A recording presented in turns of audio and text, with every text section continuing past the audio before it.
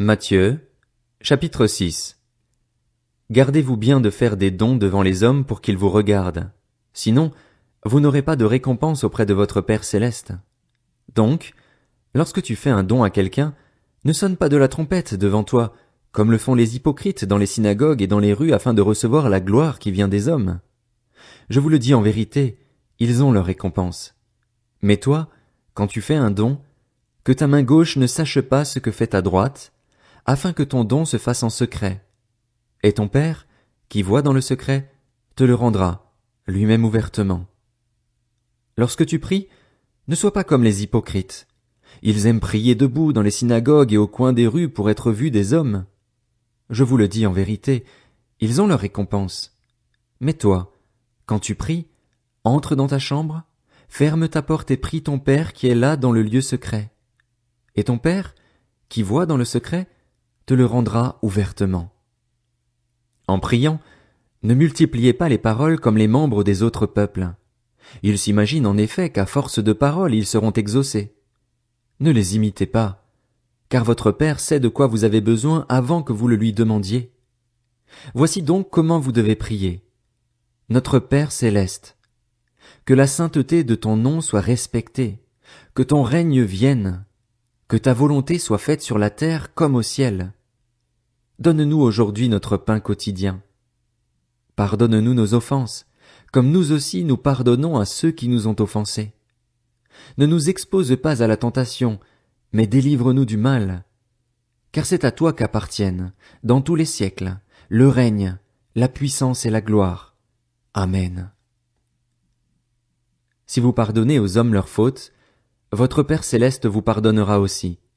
Mais si vous ne pardonnez pas aux hommes, votre Père ne vous pardonnera pas non plus vos fautes.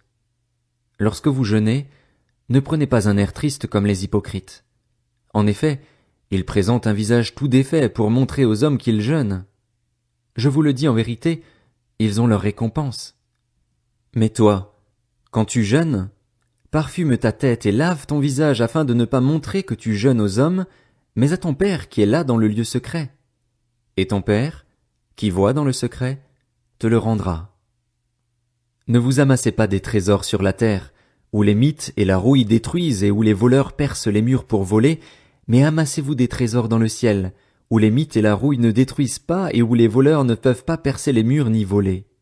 En effet, là où est ton trésor, là aussi sera ton cœur. L'œil est la lampe du corps. Si ton œil est en bon état, tout ton corps sera éclairé. Mais si ton œil est en mauvais état, tout ton corps sera dans les ténèbres. Si donc la lumière qui est en toi est ténèbres, combien ces ténèbres seront grandes? Personne ne peut servir 2 maîtres, car ou il détestera le premier et aimera le second, ou il s'attachera au premier et méprisera le second. Vous ne pouvez pas servir Dieu et l'argent. C'est pourquoi je vous dis, ne vous inquiétez pas de ce que vous mangerez et boirez pour vivre, ni de ce dont vous habillerez votre corps. La vie n'est-elle pas plus que la nourriture et le corps plus que le vêtement? Regardez les oiseaux du ciel.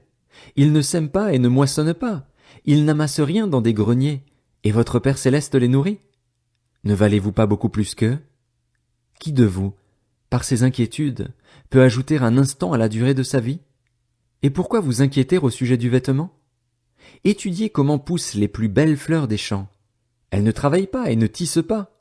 Cependant, je vous dis que Salomon lui-même, dans toute sa gloire, n'a pas eu d'aussi belle tenue que l'une d'elles. Si Dieu habille ainsi l'herbe des champs, qui existe aujourd'hui et qui demain sera jetée au feu, ne le fera-t-il pas bien plus volontiers pour vous, gens de peu de foi? Ne vous inquiétez donc pas et ne dites pas, que mangerons-nous? Que boirons-nous? Avec quoi nous habillerons-nous? En effet, tout cela, ce sont les membres des autres peuples qui le recherchent. Or, votre Père céleste sait que vous en avez besoin. Recherchez d'abord le royaume et la justice de Dieu, et tout cela vous sera donné en plus. Ne vous inquiétez donc pas du lendemain, car le lendemain prendra soin de lui-même. À chaque jour suffit sa peine.